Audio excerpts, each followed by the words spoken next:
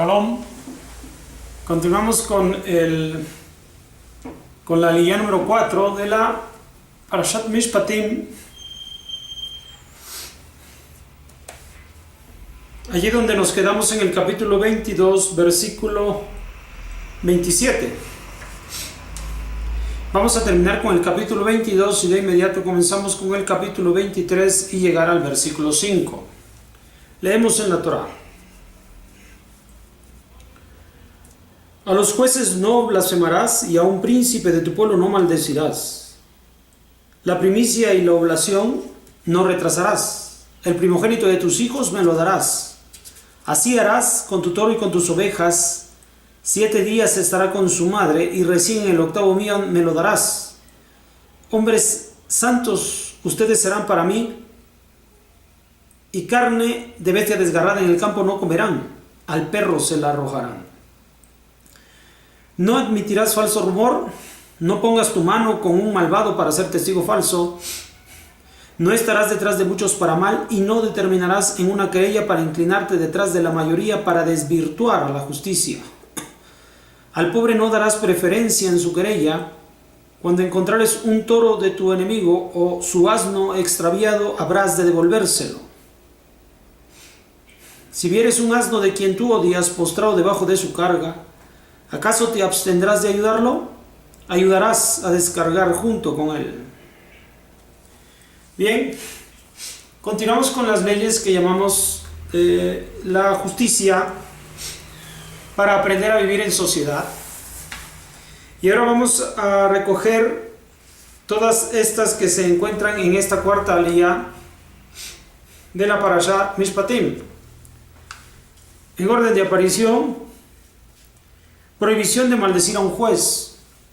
Esto es porque se debe de acatar el juicio que se determinare, que se decidiere. ¿Ya? Pues ellos están encargados de aplicar la justicia, por lo tanto también hay que ser con ellos respetuoso. Prohibición de maldecir el nombre de Elohim, pues esto se dice que está involucrado con respecto de los mismos jueces, dado que ellos representan a Elohim en esta tierra. El faltar el respeto a los jueces de Israel es faltar el respeto a Hakadosh Baruj Hu. La prohibición de maldecir a un gobernante, que es un príncipe, también pues nos está llevando a que el pueblo respete a cada una de sus autoridades, a todas y cada una de sus autoridades. En primer lugar habló del juez, ahora está hablando del gobernante. A continuación, prohibición de separar el máser en un orden incorrecto, es decir, para dárselo a los Kohanim, a los líderes del pueblo, a quien también nosotros le vamos a respetar, a los cuales se les respeta entregándoles siempre el máser, el diezmo. La prohibición de comer la carne de un animal despedazado por animales, ¿verdad?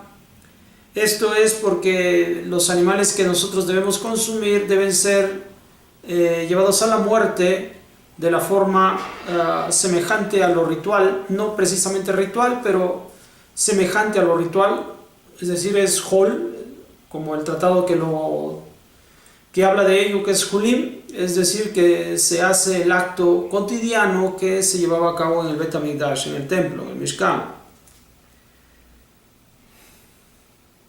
Prohibición de escuchar a un litigante no estando presente su oponente. Esto es para no tomar partido, para evitar sospechas de parte de los demás en que se está truqueando el juicio. Por lo tanto, entrar en arreglos a escondidas de todos los involucrados no es correcto. La siguiente, prohibición de aceptar el testimonio de un hombre que peca. Sí tiene que haber un buen comportamiento, tiene que haber un buen testimonio de parte de los que van a ser testigos para que se pueda creer, dar credibilidad a la palabra de la persona. Entonces, porque sabemos que toda persona temerosa de Hashem también actuará de la misma forma al momento de hacer un juicio o de tener alguna opinión, algún criterio que manifestar durante un juicio. Prohibición de seguir el veredicto de la mayoría en un caso capital basándose en mayoría de un solo juez. Esto es porque cada uno de nosotros debe de seguir su criterio propio y está prohibido seguir el veredicto de la mayoría de los jueces nada más para evitar caer en sospechas, en burla. O sea, uno debe de aprender a defender su posición, aun cuando los demás hayan votado a favor de alguna posición. Si yo no estoy de acuerdo con ella, yo debo votar de acuerdo a mi opinión y no dejarme guiar por la mayoría. Yo debo representar mis propios intereses o los intereses de Hakadosh Baruj Hu y no lo que la mayoría está diciendo. Sin embargo, también está la otra mitzvah que dice prohibición de un juez que inicialmente sostuvo la inocencia de un acusado en un caso capital abogue ahora por su culpabilidad. O sea, una vez que se ha dado el fallo, una vez que el juicio se ha dado con respecto de un caso, ya nadie puede ser juzgado por el mismo caso una segunda vez. Una vez que se ya da el veredicto, entonces no podemos cambiarlo, no podemos revocarlo. Esto es para los jueces. La otra, precepto de seguir a la mayoría en decisiones legales. A pesar de lo que se ha dicho anteriormente acerca de seguir el veredicto, de la prohibición de seguir el veredicto de la mayoría, esto es con respecto de un caso capital. En este sentido no tiene que ver con un caso capital, sino con una situación que no lleva a todos los alcances, no es tan duro, no es tan difícil. Y si una mayoría está decidiendo de acuerdo a una situación la cual no involucra el peligro de otra vida o una situación en la que otro está involucrado en la muerte, entonces se ha de seguir la opinión de la mayoría. En la mitzvah que sigue, la prohibición de no tener piedad de un pobre cuando se halla en litigio. Es decir, que a veces uno ya lo ha visto en una situación tan lamentable de acuerdo a su pobreza y que ahora uno quiera protegerlo de un daño mayor a la pobreza que ya tiene.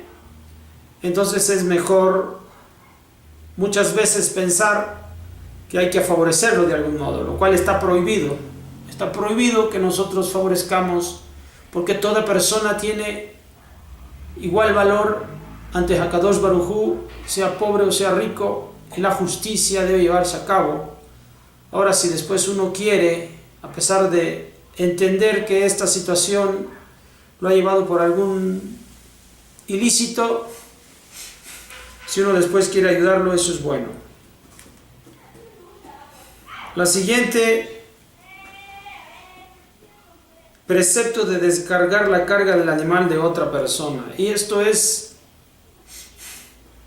porque incluso se menciona en la Torá, si el que ha sufrido ha sido tu enemigo y el sufrimiento ha sido en que su animal se haya tirado en el suelo y toda su carga se encuentra esparcida en el camino, uno tiene la obligación de ayudarlo. A pesar de que sea nuestro enemigo, pues ese momento puede ser para salvar la situación inestable, o pueda de alguna manera favorecer un poco más la relación. Estar siempre dispuestos a servir a toda persona, no importa quién sea. Esto es lo que nos ofrece esta mitzvah. Bueno, esta es la aliyá número 4. Espero que todos los preceptos en ella encontrados podamos tomarlos para nosotros en la práctica, seamos moralmente correctos que podamos vivir socialmente en paz, sobre todo entre nosotros, entre el pueblo de Israel, en el respeto de nuestras autoridades y el respeto para con los demás. Bueno, nos vemos para la quinta lía. Shalom.